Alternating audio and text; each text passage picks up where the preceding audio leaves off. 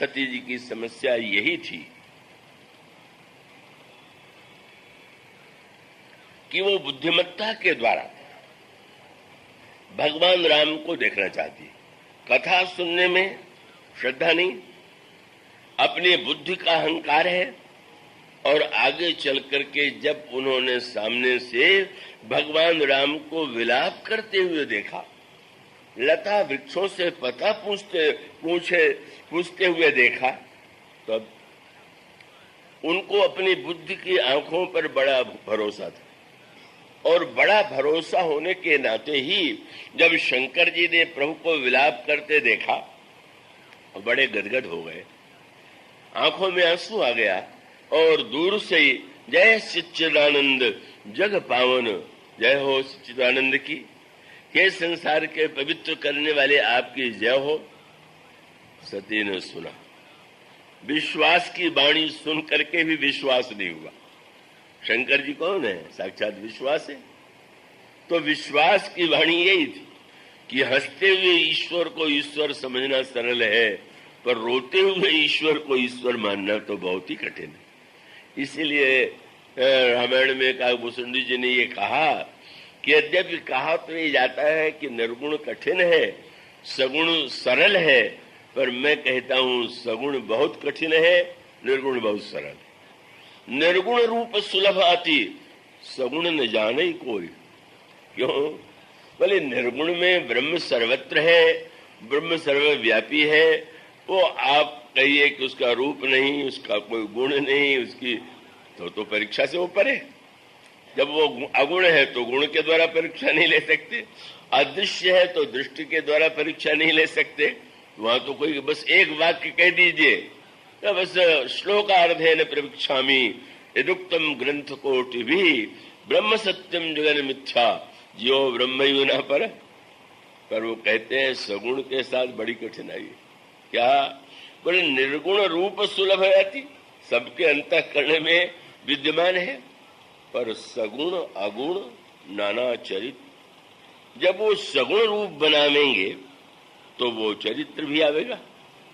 और सबसे बड़ी विशेषता ये है कि निर्गुण को सगुण नहीं रहना है, पर सगुण को सगुणत्व को स्वीकार करके भी निर्गुण बने रहना है। अब ये थोड़ा जटिल है। सगुण अगुण, वह सगुण जो अगुण होते हुए भी सगुण रूप में लीला कर रहा है, सुनि मुनि मन भ्रम होए, उसे देख करके बड़े बड़े मुनियों को भ्रम हो जाता है और वो दिखाई दे गया। दक्ष की पुत्री जब ईश्वर को रोते हुए देखे और विश्वास कहता है जय सच्चिदानंद, तो सती की बुद्धि कहती है कि मैं अपनी आंखों को सही मानूं कि इनके भाषण को सही मानूं। ये तो कह रहे हैं बड़े योग्य है, बड़े जगतवंद्य है, लेकिन क्या इनके कहने से सच्चिदानंद मानूं? इतना रोने वाला, लता वृक्षों से पता पूछने वाला, इसको मैं ईश्वर मानूंगी? बस यही पर मानो संकेत ये है कि बुद्धिमान कहता है कि हाँ आप कहते तो हैं, पर जब तक मेरी बुद्धि नहीं स्वीकार करेगी तब तक तो मैं नहीं मानूंगी। भगवान शंकर ने समझाने की चेष्टा किया, समझ में नहीं आया, और तब भगवान शंकर ने कहा कि अच्छी बात है, जो तुम्हारे मन अति संदेह हो। अब तुम्हारा संदेह तो साधारण संदेह नहीं है, अति संदेह है, तो जाओ भी परीक्षा ले लो। अच्छा महाराज आप भी चलिए न साथ में। तो भगवान शंकर ने कहा मुझे आज तक ये पता ही नहीं है कि ईश्वर की परीक्षा ली भी जा सकती है, और ली जाए तो किस विधि से ली जाए। पर तुम दक्ष पुत्री हो, कोई होगा उपाय तुम्हारे पास, बड़ी बुद्धिमान हो, तो मैं तो नहीं जाऊंगा। तो नहीं जाइएगा तो आप यहाँ अकेले क्या करेंगे? खड़े रहेंगे क्या? देखते नहीं हो ये वट का वृक्ष कितना सघन है, कैसी बढ़िया छाया है। मैं इसी वट के नीचे बैठ करके प्रभु के नाम का स्मरण करूंगा, तब लगे बैठ यहूं वट छाई। वट भी विश्वास का ही रूप, वट भी विश्वास है। विश्वास ने कहा तुम संदेह के जंगल में जब तक भटकोगी तब तक मैं विश्वास की छाया में प्रभु के नाम का जप करूंगा। और वह बुद्धिमती परीक्षा लेने के लिए अंत में सीता जी का रूप बनाती हैं, प्रभु के सामने जाती हैं कि अगर मुझे सीता को रूप में देख करके कहें हाय सीते तुम कहाँ चली गई थी, तो मैं समझ लूंगा कि सचमुच ये अल्पज्ञ है। पहचान लेंगे तो ईश्वर है। प्रभु ने सती जी को प्रणाम किया, जोरी पानी प्रभु कीन प्रणाम, और पिता समेत लीन निज नाम। प्रभु ने कहा मैं दशरथ का पुत्र राम आपको प्रणाम कर रहा। मानो सती जी को यही चिंता थी, मेरे पतिदेव सबसे पूज्य हैं, उन्होंने इस राजा के लड़के को प्रणाम कर दिया।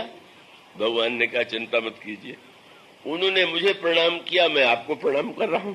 अब तो आपको संतोष हो जाना चाहिए कि आपसे बढ़ के कोई नहीं है।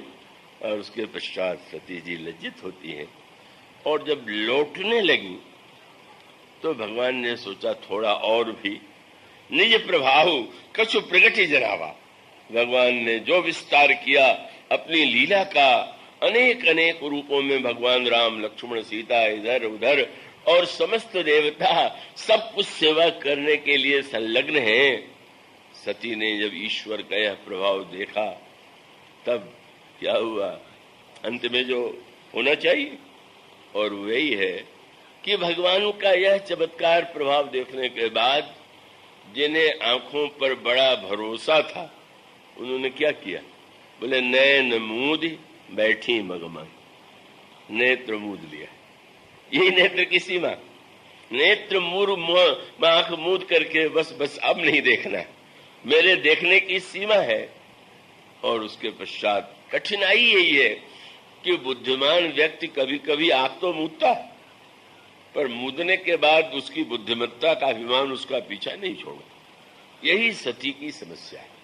इसका अभिप्राय यह है कि बुद्धि को अंत में तो हारना ही है। वह जो अदृश्य है उसको, उसके दर्शन के लिए विश्वास और श्रद्धा की आंख चाहिए, वह सती जी के पास नहीं है। एक बार आंख मूंद लेती है, पर उसके बाद फिर वही भूल, अनेक बार भूलें होती हैं, और बुद्धिमत्ता के अभिमान का वह विनाश बड़ी कठिनाई से होता है। और जब वो अगले जन्म में बुद्धि का अभिमान छोड़ करके श्रद्धा बन जाती है, तभी श्रद्धा विश्वास का मिलन होता है। इसलिए हमें तो आराधना करके भवानी शंकरो वंदे श्रद्धा विश्वास रूपणो। बोलिए सिया श्री राम किंकर प्रभु